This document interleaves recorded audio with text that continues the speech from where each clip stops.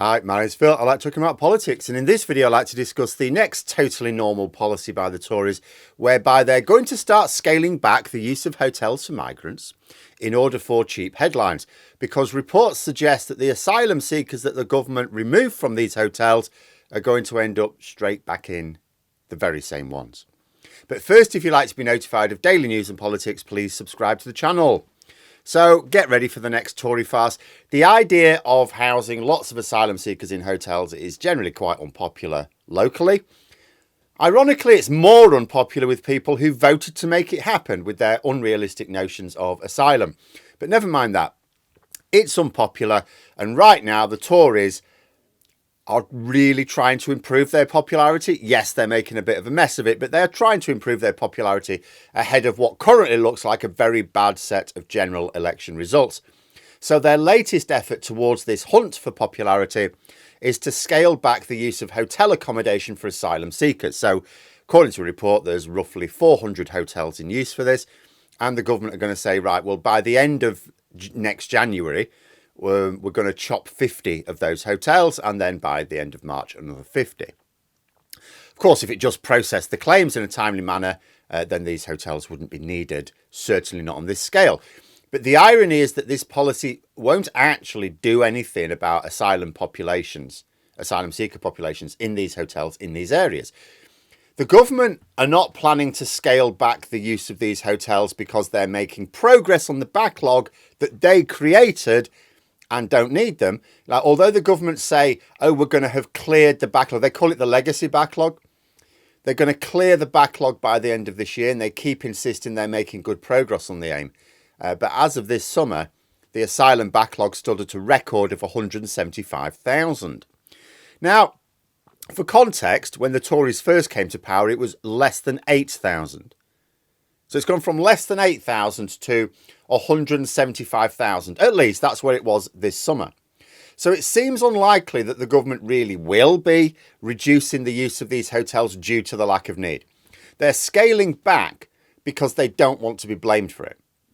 So according to a report I was reading, this is what's going to happen. The government will scale back their funding for accommodation for asylum seekers by saying, we're not going to use these hotels anymore, these hotels, right?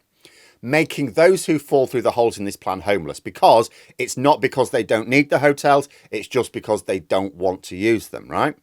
So now you've got a load of asylum seekers being told, right, the government's not paying for you anymore, get out of the hotel. So now they're homeless. So they go to the council's responsible for them. And so according to this report, what is very likely to happen is the councils affected are probably going to put them up in those very same hotels that the government will be evicting them from. End result, same asylum seekers, same hotels. All this is going to do is make it look like the government is spending less on housing asylum seekers, but in reality just passing on the cost to already struggling councils. And this, of course, has the potential to cause even more consternation locally, because people might not want the government to be spending so much on the asylum system, which they broke, but they know that councils doing so means having to balance the books elsewhere. And also the other problem is, what is most unpopular is not so much the money being spent, but the fact that they're in their local area. It's like the NIMBYism. Well, they're still going to be in that area. Not that the Tories will be in the remotely concerned about this, especially if it's like a Labour council getting hit. All the better for them then. You know, Reform UK and Labour alike, from their own different points of view, will point to the shambles of this as the government, instead of dealing with the problem, they're just moving bits of paper around. So I'm not sure how it really helps the government. And I will just point out, just to finish. So if you read the article and you don't really know much about this, right?